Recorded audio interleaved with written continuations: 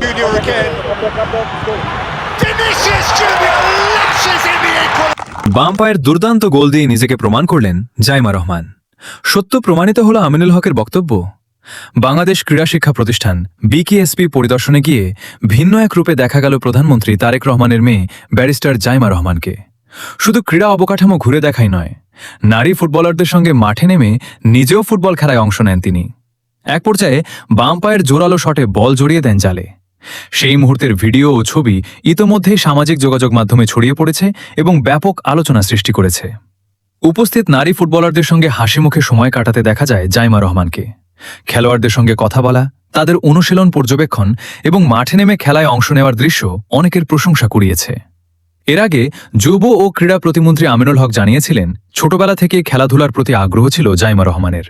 এমনকি তিনি ইংল্যান্ডের ক্লাব চেলসির বয়সভিত্তিক দলে গোলকিপার হিসেবে খেলার সুযোগ পেয়েছিলেন বলেও দাবি করা হয়। সেই বক্তব্য নিয়ে তখন সামাজিক যোগাযোগ মাধ্যমে মিশ্র প্রতিক্রিয়া দেখা দেয়। তবে এবার বিকেএসপিতে সরাসরি ফুটবল মাঠে নেমে গোল করার মাধ্যমে আবারও আলোচনায় উঠে এলেন ব্যারিস্টার জাইমা রহমান। অনেকেই এটিকে তার ক্রীড়াপ্রীতির বাস্তব প্রতিফলন হিসেবে দেখছেন।